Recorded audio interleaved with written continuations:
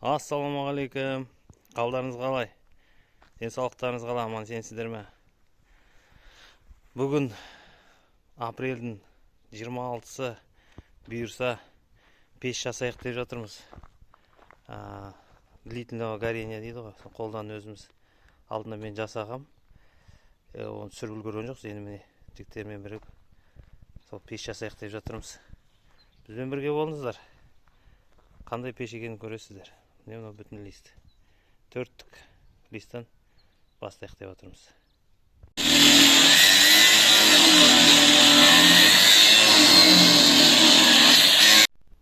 Міне бірінші дайындау. Бір жағы. Енді осының екінші жағын кесеміз қазір. Біреуі дайын болды. Бұл ішкі қаңқасы бұл. Міне ақырындап прихватқа сатып қойдық. Точка қылып басып.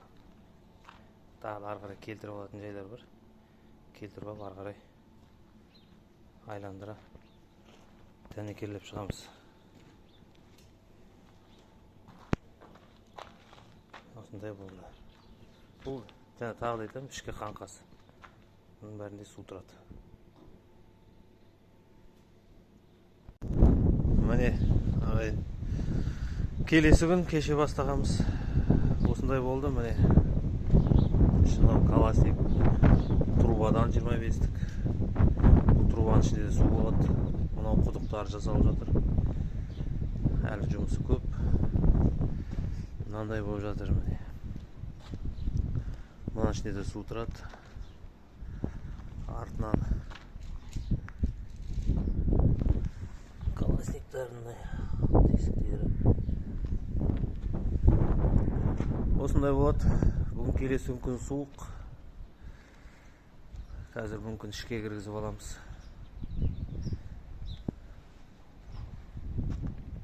Осындай пеш бұл енді.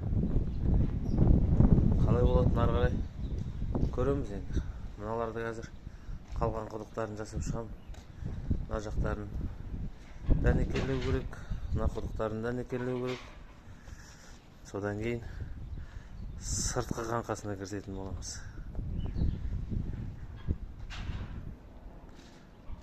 Бұны енді тесік қалдыруға мүмкіндік бермеу керек. Тесік қалса бұның ішіне кіріп дәнекерлеуге келмейді. Содан осы жерден бірден дұрыстап дәнекерлеп кету керек. Сол, ары қарай көреміз.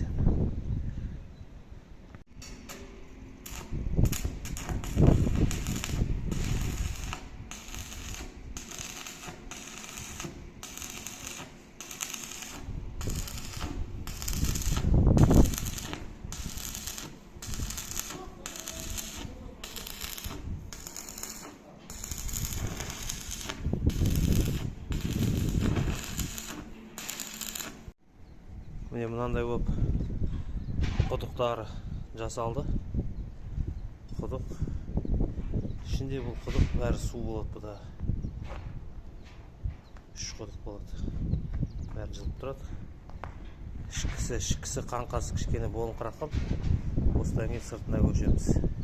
Қазір табанын жасаймыз. Сол. Осындай болып тұр.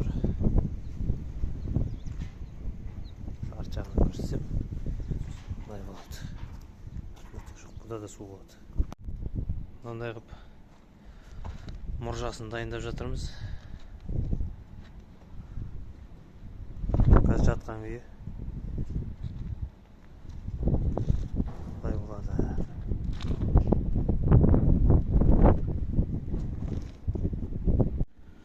Міне достар, бұйырса осындай ішкі қаңқасы дайын болып қалды. Осыны енді сыртынан тағы да қаптап шығамыз. Мынау ауыздары былай болды. Бұған енді қақпақтарын жасайтын боламыз қазір. Мынау ішінде колоснигімен. Мына жағы мынандай. Оған әлі вентилятор салынатын тесіктерін жасаймыз әлі. Uятын. Мынау ішке таза, ішке қаңқасы. Мынандай болады. Мынау мұржағы тұратын жері. Оған қазір труба бар дедім. Мынау әлі сварканың орындары шлифовать етілмейді. Неге десеңіз, бұл ішінде қалатын нәрсе. Сыртындағысын енді дұрыстап жасаймыз, әлі тағы да көретін боламыз. Мынау ішкі қаңқасы. Бұйырса пештің бет-әлбеті келе жатыр, бірдеңкеге құсап келе жатыр әйтеуір. Осындай болып тұр. Сол, ары қарай көреміз қалай болатын. Мынандай болып міне мұржасы тұрды. Енді осының сыртын қаптай бастаймыз енді.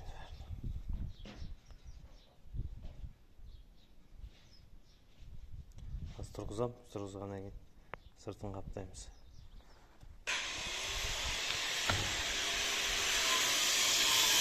Оны жаңа қойып кетердім.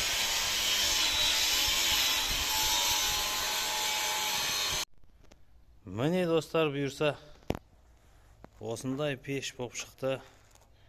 Әлі біткен жоқ. Мынау енді су тұратынын айландыра бітіріп шықтық.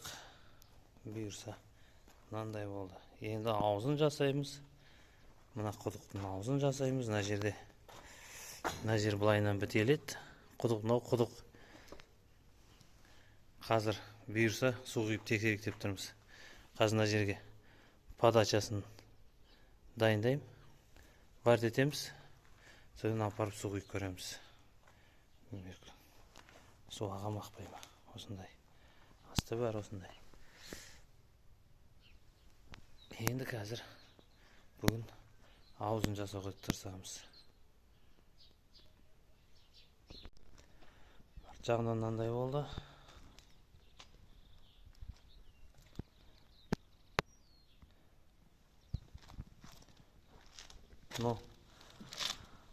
Мынау бұйырса үшінші пешіміз. Бұрынғы пештерден воздух, мына жерде тұратын воздух үрлейтін вентилятор. Мынау осы жолғысын астынан үрлейтіндей қылып көрейік деп жатырмыз. Астынан үрлейді. Алдындағылар жаман емес, жанып тұр. Үйді.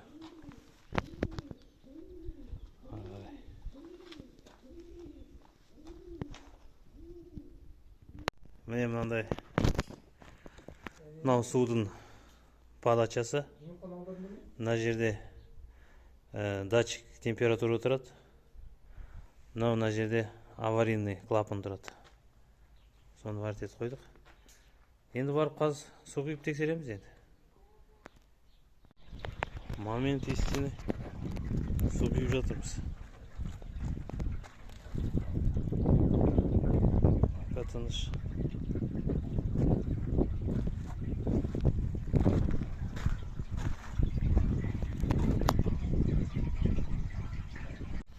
Міне су құйдық. Ішінде қазір су тұр. Бұлай жаман емес. Мына жерлері теріліп тұр. Бұл басылады, тартылып кетеді. Сам ең маңыздысы ішінен ақпаса болды. Ішінде вроде ақпайды. Жай теріліп тұрғандары бар. Бұның бәрі тартылып кетеді. Бұлай жаман емес. Суымен мына жақтарда су толып тұр қазір.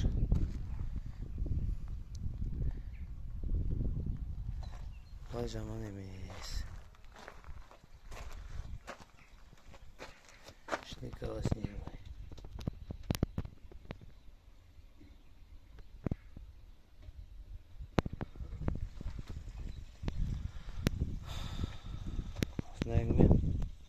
Енді крышкасын жасаймыз бетіндегі ауыздарын.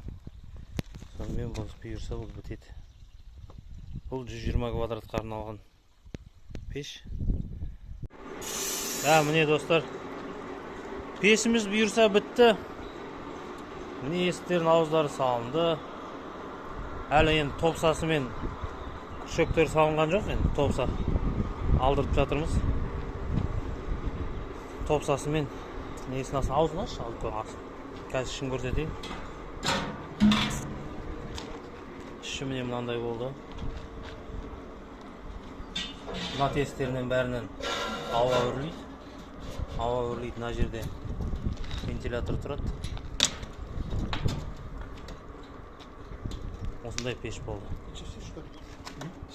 Не мынау асын тазалайтын. Мұржасын тазалаған осыған құлайды. Мұнан қазір тесігін жасайды. Мына жерге тартып қалғанда астына түсіп қалады. Осындай пеш 20 квадратқа 120 квадратқа той. Аны астына шына естер.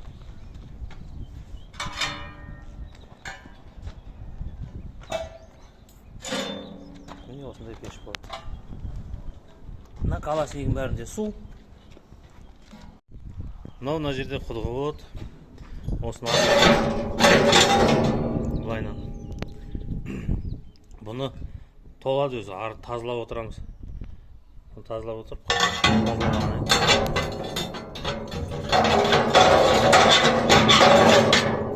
қайтадан осылай жауып қоямыз. Болды. 3 құдықтық пеш қой. Мынау тесіктер көмірдің деңгейі түскен сайын осы тесіктерден үрлеп отырады. Астында артынан үрлейді. Астынан. Осындай пеш. Су құйып көрдік, тексердік, бәрі айбат. Енді қазір бәрін қайрап шлифовать етеміз. Содан кейін бояу ғана қалады, болды.